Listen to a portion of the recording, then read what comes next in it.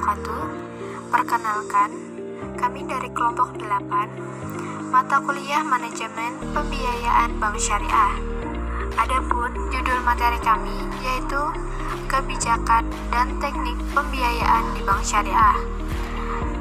Anggota kelompok 8 yaitu Febianti Agustineka Putri, Abdi Nur Alam, dan Sylvani. Adapun pokok pembahasan yang akan kami bahas yaitu ada 7.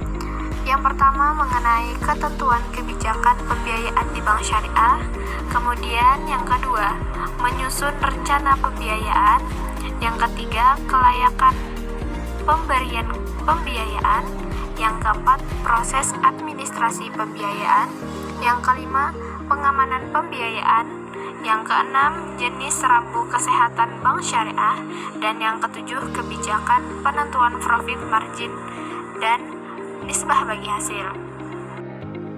Baik, langsung saja masuk ke pembahasan pertama, yaitu mengenai ketentuan kebijakan pembiayaan di bank syariah. Sebagai lembaga perantara keuangan, bank syariah harus memberikan atau membuat kebijakan yang akan diikuti oleh operasionalnya.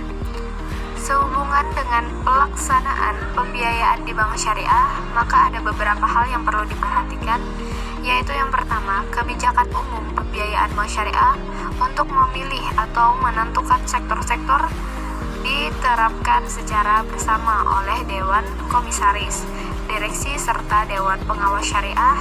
Sektor-sektor pembiayaan dimaksud yaitu yang pertama, golongan nasabah, yaitu dapat diklasifikasikan menjadi golongan nasabah wholesale untuk kelompok nasabah yang memiliki usaha dalam bentuk korporasi dan menengah dan retail. Kelompok usaha nasabah yang diklasifikasikan sebagai pengusaha kecil. Kemudian adapun yang kedua, valuta, meliputi pembiayaan yang berkaitan dengan aktivitas valuta domestik maupun asing, seperti rupiah dan mata uang asing. Kemudian untuk penggunaan, dilihat dari penggunaan pembiayaan, maka pembiayaan dapat digunakan untuk modal kerja, investasi, dan konsumtif. Kemudian yang keempat, skala prioritas. Skala prioritas pembiayaan dapat dilakukan oleh bank syariah dalam bentuk pembiayaan adalah pembiayaan program dan pembiayaan komersil. Kemudian selanjutnya, sektoral. Dilihat dari sektor mana pembiayaan bank syariah dapat dialokasikan untuk sektor ekonomi, yaitu pertanian, pertambangan, perindustrian, listrik, air gas, konstruksi, perdagangan, pengangkutan, dan jasa dunia usaha, dan jasa sosial. Kemudian yang selanjutnya, jenis pembiayaan yaitu ada mudharabah, musyarakah, murabahah, salam, istisna, dan isyarah. Kemudian yang kedua, pengambilan keputusan pembiayaan. Dalam realisasi suatu pembiayaan secara inherent terdapat risiko yang melekat, yakni pembiayaan bermasalah hingga kondisi terburuknya menjadi macet. Guna menghindari risiko yang demikian, kiranya dapat setiap pengambilan keputusan suatu permohonan pembiayaan, baik di kantor pusat maupun kantor-kantor cabang ataupun cabang pembantu, dapat dihasilkan keputusan yang objektif.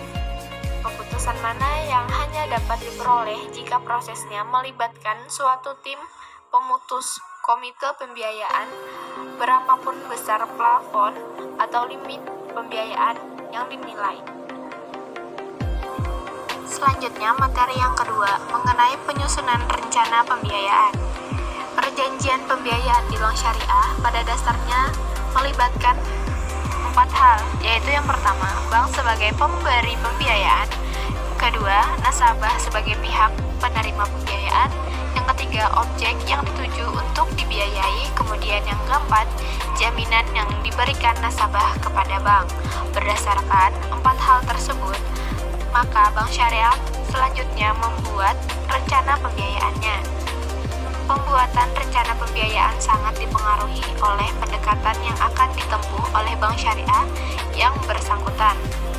Kemudian adapun pendapat menurut Mulyono pada tahun 1996, ada beberapa pendekatan yang dapat ditempuh dalam menyusun perencanaan pemberian pembiayaan, yaitu pendekatan ini tampaknya dapat dijadikan rujukan untuk menyusun perencanaan pemberian pembiayaan di bank syariah. Pendekatan tersebut yaitu yang pertama, pendekatan perencanaan pembiayaan berdasarkan sumber dana yang didapat dikumpulkan oleh bank secara rasional. Kemudian yang kedua, pendekatan perencanaan pembiayaan berdasarkan kemampuan pasar untuk menyerap penawaran dana dalam bentuk pembiayaan. Kemudian pendekatan perencanaan pembiayaan berdasarkan anggaran bank. Dan yang keempat, pendekatan perencanaan pembiayaan berdasarkan ketentuan-ketentuan moneter yang telah ditetapkan oleh penguasa moneter. Materi yang ketiga, yaitu kelayakan pemberian pembiayaan. Dalam proses pemberian pembiayaan bank syariah kepada nasabah, sangat memperhatikan aspek-aspek teknik administratif. Adapun aspek yang sangat diperhatikan atau sebagai dasar pertimbangan pembiayaan yaitu yang pertama, surat permohonan pembiayaan. Dalam surat permohonan ini berisi jenis pembiayaan yang diminta nasabah, untuk berapa lama, berapa limit yang diminta, serta sumber pelunasan pembiayaan berasal dari mana.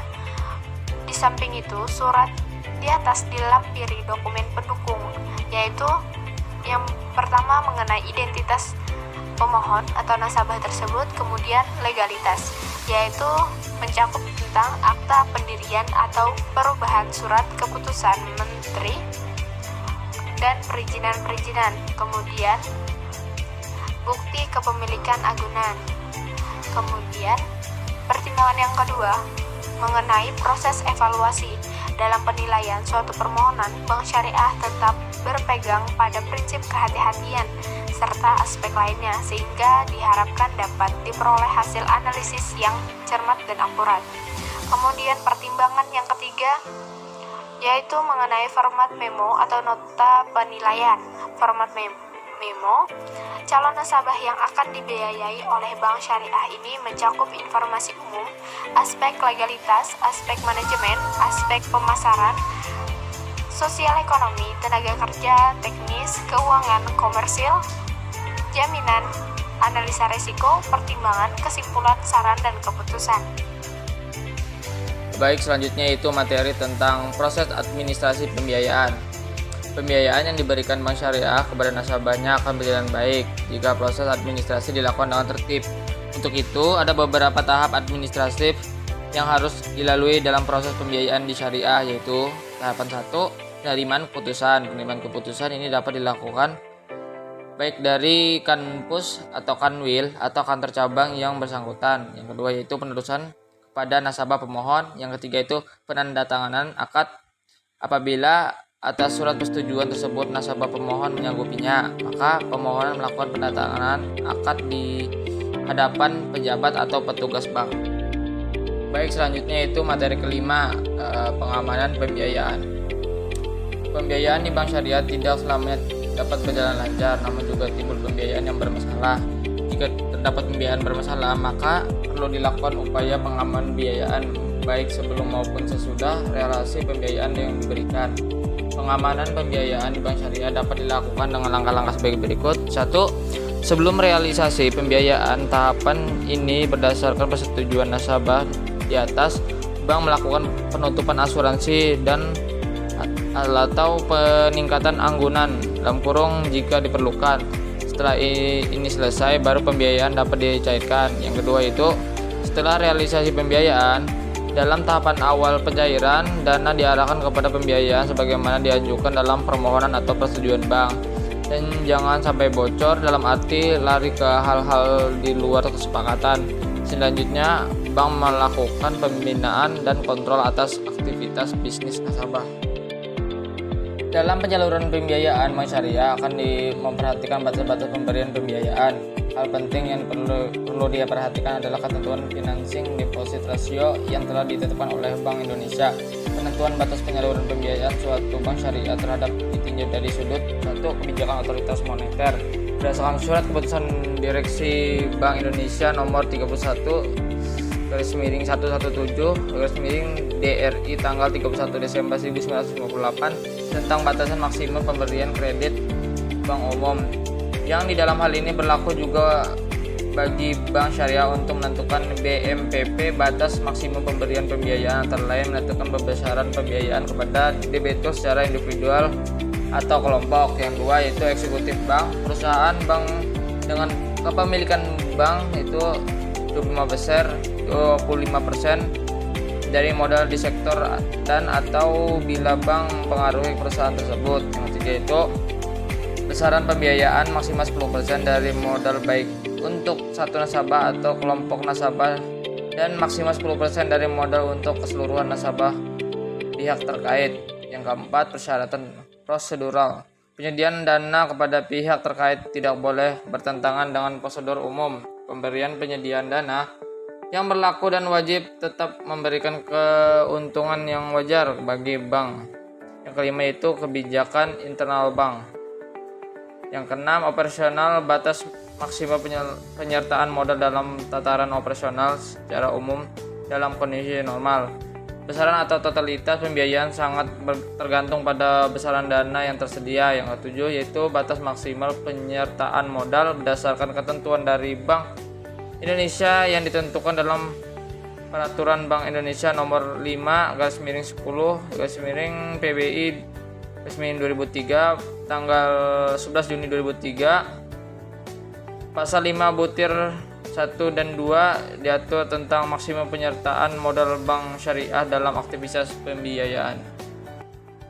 Saudara Menteri, selanjutnya saya akan melanjutkan materi yaitu jenis rambu kesehatan bank syariah.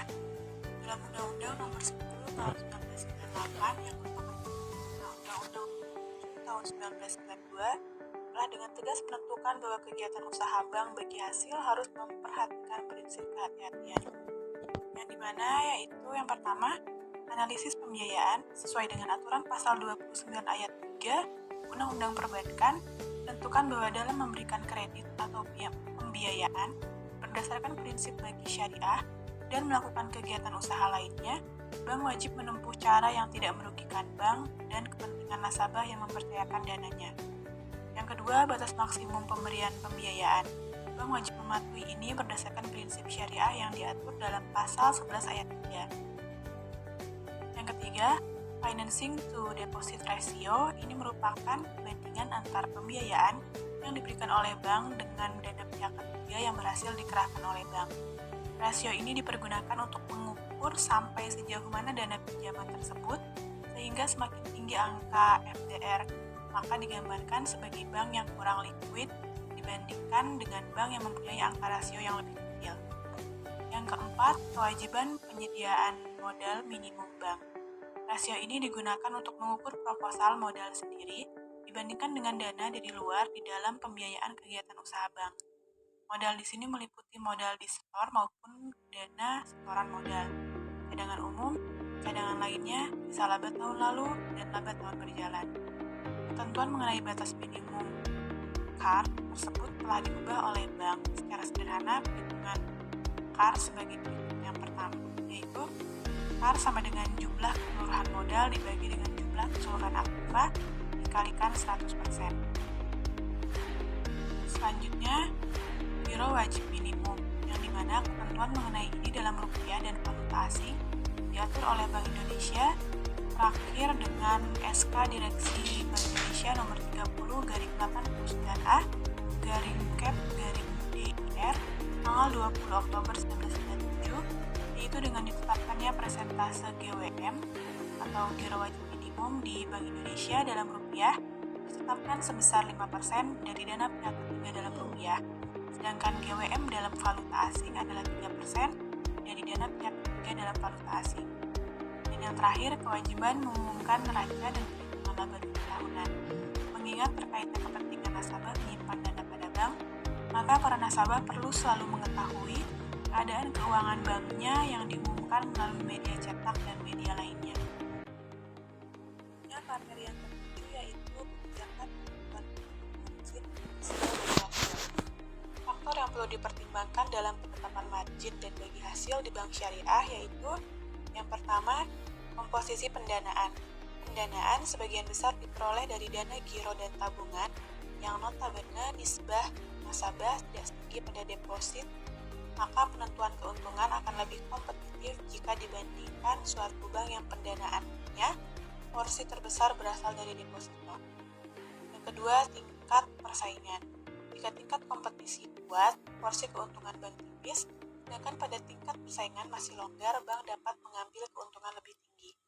Yang ketiga, risiko pembiayaan. Pada sektor yang berisiko tinggi, bank dapat mengambil keuntungan lebih tinggi dibanding yang berisiko sedang atau kecil. Jenis nasabah, yaitu yang pertama ada nasabah prima atau nasabah biasa yang perbedaannya terletak pada jumlah pembiayaan yang diambil. Bagi nasabah prima, bank cukup mengambil keuntungan tipis, sedangkan pembiayaan pada para nasabah biasa diambil keuntungan yang lebih tinggi. Dan yang terakhir, kondisi perekonomian. Siklus ekonomi meliputi revival, boom, puncak, resesi, dan depresi. Sekian presentasi dari kelompok kami. Lebih dan kurangnya kami mohon maaf. Wabillahi taufiq wal hidayah. Wassalamualaikum warahmatullahi wabarakatuh.